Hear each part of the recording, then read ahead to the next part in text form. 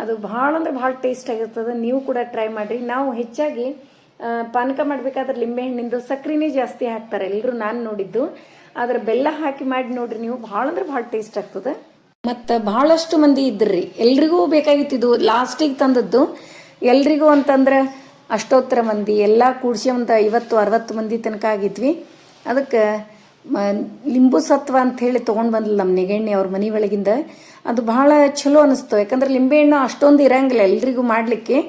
ಒಂದು 10-15 ಲಿಂಬೆಹಣ್ಣು ಇದ್ದು ಅಷ್ಟು ಸಾಕಾಗೋದಿಲ್ಲ. ಆಕೆ ಲಿಂಬು ಸತ್ವ ಅಂಥೇಳಿ ಅದು ತಂದ್ಲು. ಅದು ಭಾಳ ಅಂದ್ರೆ ಭಾಳ ಉಪಕಾರ ಆಯಿತು. ಅದನ್ನ ಹಾಕಿ ಮತ್ತು ಸ್ವಲ್ಪ ಒಂದು 4 ಲಿಂಬೆಹಣ್ಣು ಹಾಕಿ ಬೆಲ್ಲ ಹಾಕಿ ಸ್ವಲ್ಪ ಉಪ್ಪು ಹಾಕಿ ರೆಡಿ ಮಾಡಿದ್ವಿ. ಮಸ್ತಾಗಿತ್ತು ರೀ. ನೀವು ಕೂಡ ಒಂದ್ಸರಿ ಟ್ರೈ ಮಾಡಿ ನೋಡ್ರಿ.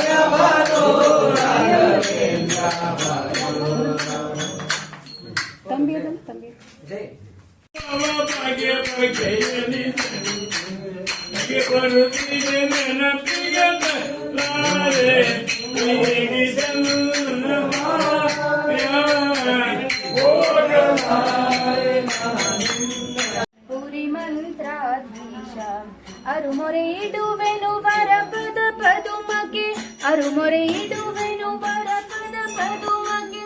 ಕರ್ಣದಲ್ಲಿನ ಮನ ಹರಿಯಲಿ ಇರಿಸೋ ಗುರುವೇ, ಗುರುವೇ ಗುರುವೇ ಗುರುವೇ. ವರಗಜ ತಟವಾಸ ಪುರಿ ಮಂತ್ರಾಧೀಶ ಭಾಗಿ ಭಜಿಪೆ ಗುರುವೇ.